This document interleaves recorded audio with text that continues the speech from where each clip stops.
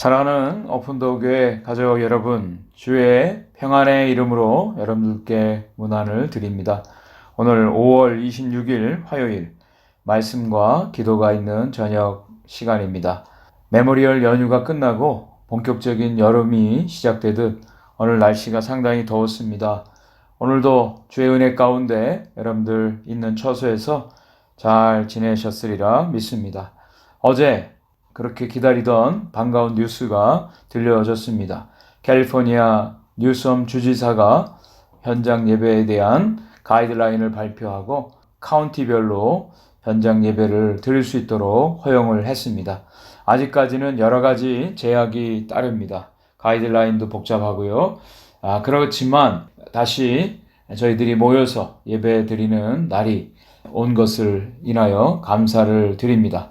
저희들은 이번 주일까지는 영상 예배를 드리고 6월 첫 주부터 현장 예배를 드리도록 또 만반의 준비를 지금 하고 있습니다.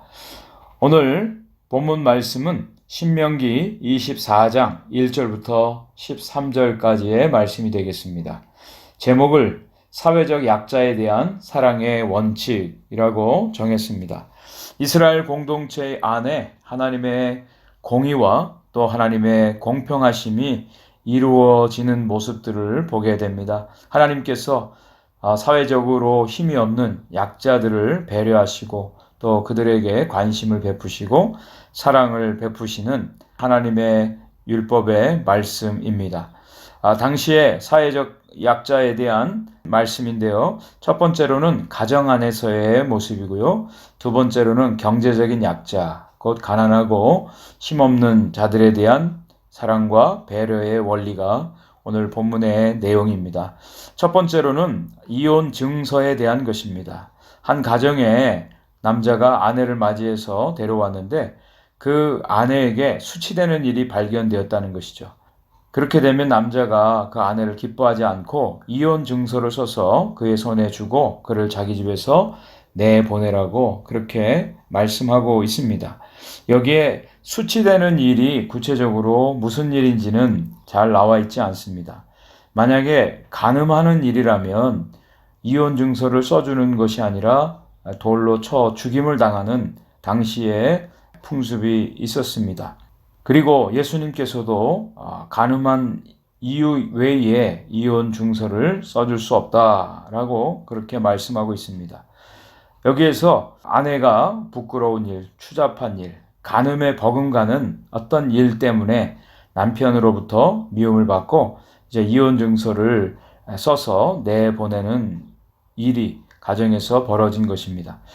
당시의 법으로는 모든 가정의 중심이 남자이기 때문에 이혼 증서를 써주는 것, 어떻게 보면 남자가 그 모든 주도권을 가지고 마음에 들지 않으면 이혼 증서를 쉽게 써주는 당시에 악습이 있었습니다.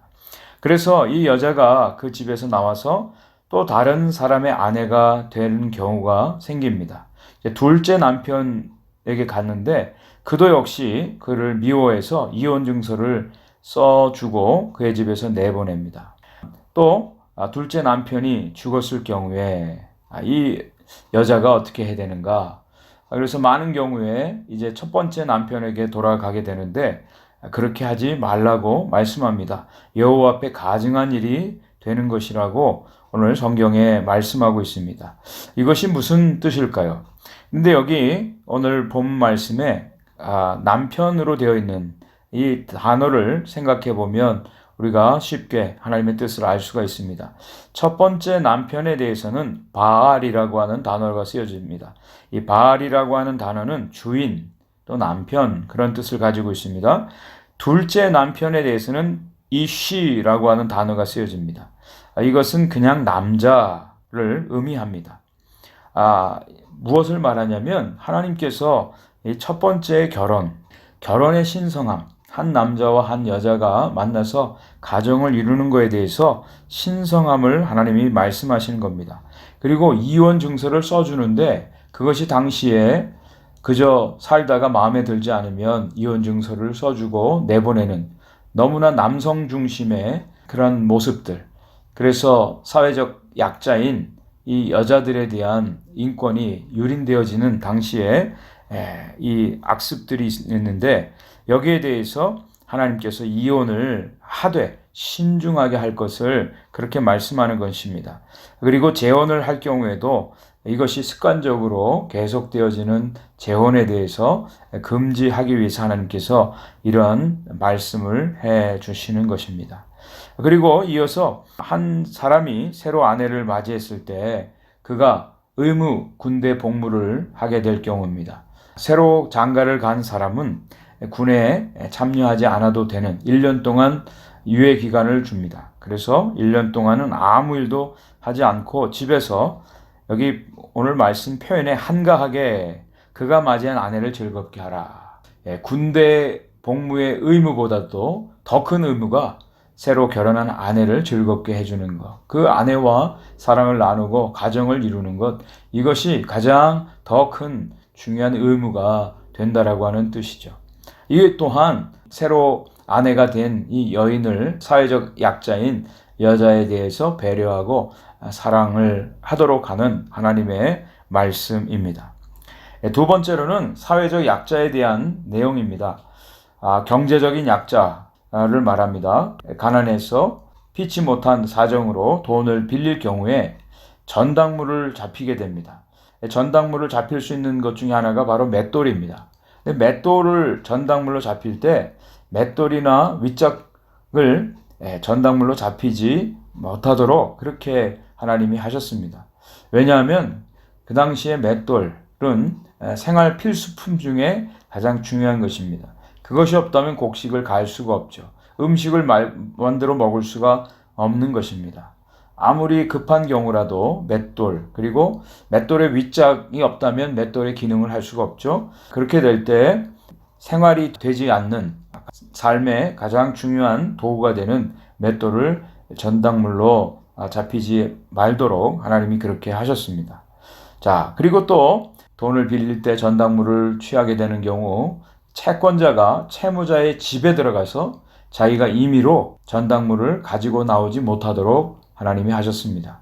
대신에 채무자가 자기 집에서 전당물로 줄 것을 가지고 나와서 채권자에게 주도록 한 것입니다.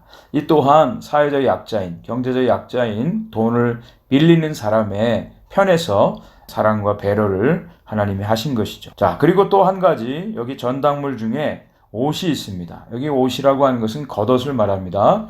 당시 이스라엘 백성들에게 있어서 겉옷은 가장 중요한 것 중에 하나입니다. 낮에는 외출복이 될 수 있고요. 밤에는 이불입니다. 특별히 가난한 사람에게 있어서 저녁에 잘 때 이불이 만약에 없다면 그 사람은 참 곤란한 일을 당하게 될 것입니다. 그래서 전당물을 잡을 때 옷을 줄 경우 해가 지기 전에 반드시 그 전당물을 돌려주라고 그렇게 말씀하신 것입니다. 이것이 그에게 복이 되고 하나님의 의를 이루는 것이라고 하나님이 말씀하십니다. 참 그 당시에 어떤 사회적인 문화적인 요소들 또 풍습들 이런 것들을 우리가 알게 되면 참 재미있다는 생각이 들고 하나님께서 이 세세한 부분까지 약한 자 편에서 그들의 최소한의 인권이 존중되어지고 그들을 사랑하시는 하나님의 모습을 보게 됩니다. 또 여기 세 번째 아주 강력하게 하나님께서 악을 제거하도록 명령하신 부분이 있습니다. 그것은 사람을 유인해서 강제로 종을 삼는 경우입니다. 개역 개정 성경에는 유인하다라는 단어로 되어 있지만 예전에 개역 한글 성경에는 후리다라고 하는 아주 직설적인 표현을 쓰고 있습니다. 쉽게 말씀드리면 유괴하는 것을 말합니다. 오늘날 사회적으로 어린아이 유괴 사건이 있을 때 한 가정, 부모의 마음에 큰 상처를 입히는 사회적 악의 모습을 우리가 종종 보게 되는데 어린아이 유괴도 나쁘고 그리고 여기에서는 노동력을 착취하기 위해서 사람을 유인하고 유괴해서 종으로 강제로 삼는 것을 말합니다. 그것이 발견될 경우에는 그 유인한 자를 죽여서 이스라엘 중에 악을 제거하라고 말씀을 하고 있습니다. 자신의 삶이, 자신의 생명이, 자신의 소유가 귀중한 만큼 다른 사람의 생명도, 다른 사람의 소유도 중요하다는 것이죠.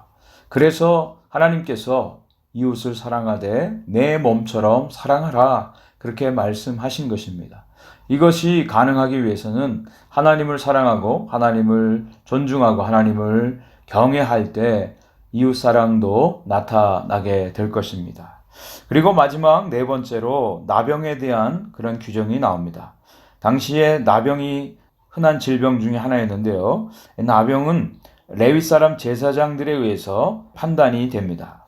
어떤 사람에게 나병이 발병이 되면 제사장에게 가서 그 여부를 판결을 받게 됩니다. 만약에 나병이 확실하다면 이 사람은 진 밖으로 나가서 7일 동안 격리한 뒤에 다시 7일 후에 제사장에 의해서 검사를 받아야 됩니다. 만약에 여전히 나병이 있을 경우에는 또다시 7일을 나가야 됩니다. 그리고 음성 판정이 나오면 집으로 돌아올 수가 있는 것입니다. 이것은 나병 환자 자신을 보호하는 것도 되고요. 그리고 공동체를 보호하기 위해서 이렇게 하나님께서 말씀하신 겁니다. 이런 예가 민수기 12장 1절부터 16절까지 나오는데, 모세의 여동생 미리암이 모세가 구스 여인을 취한 것에 대해서 비판하고 불만했다가 그 자리에서 미리암이 나병에 걸립니다. 미리암은 이스라엘의 지도자 모세의 여동생입니다. 친한 사람이고요. 그리고 많은 사람들로부터 사랑을 받는 사람이었습니다. 그럼에도 불구하고 그에게 나병이 발병되었을 때 그 역시 7일 동안 지내서 나가 7일 동안 지내고 들어오는 일이 있었습니다. 이것은 그 나병 환자 자신과 또 공동체 전체를 보호하기 위해서 이렇게 하나님께서 말씀하고 있는 것이죠. 오늘도 우리들의 삶 속에 함께 생활하는 사람들 있습니다. 사회적 약자들, 여자들, 어린아이들 많이 있습니다. 이들을 돌보고 배려하고 사랑하고 섬기는 것, 그것이 하나님이 기뻐하시는 뜻이라고 하는 것입니다. 오늘 이 말씀을 생각하면서 우리 같이 한번 기도하겠습니다. 오늘 우리가 돌아봐야 할 사람들, 연약한 사람들, 힘없는 사람들, 그들에게 어떤 위협과 강제성을 띠고 힘으로 억누르려고 했던 것은 없는지 우리 자신을 돌아보고 함께 사는 이 믿음의 공동체 안에서 서로 섬기고 위로하는 가운데 하나님의 공동체가 세워지게 하여 주옵소서. 특별히 육신의 연약한 분들 강건케 하시고, 또 우리 믿음의 공동체가 함께 모여서 예배드리는 그날이 속히 오도록 잘 준비되어 영광의 예배에 올려지게 해달라고 우리 함께 기도했으면 좋겠습니다. 기도합니다. 하나님 아버지 감사합니다. 오늘도 복된 날 주신 거 감사하고, 오늘도 말씀을 통해서 우리 삶에 도전하시고 하나님의 뜻을 보여주시니 감사합니다. 하나님, 우리를 존중히 또 귀중히 여기는 것처럼 우리와 함께하는 이웃들, 특별히 힘없는 연약한 자들 돌아보게 하시고 그들을 사랑하고 섬기는 가운데 믿음의 공동체가 건강하게 세워지게 하시고, 하나님의 사랑이 우리를 통하여 모든 사람들에게 흘러갈 수 있도록 주께서 인도하여 주옵소서. 연약한 분들을 기억하시고 강하게 하시고 회복시켜 주셔서 우리가 함께 또 모여서 예배하는 날, 영광의 예배, 하나님 기뻐하는 예배를 올려드릴 수 있도록 주님이 도와주시옵소서. 오늘도 우리와 함께 하시고 우리의 모든 것을 아시고 살피시고 채워주시는 우리 주님을 찬양합니다. 예수 그리스도의 이름으로 간절히 기도 올려옵나이다. 아멘.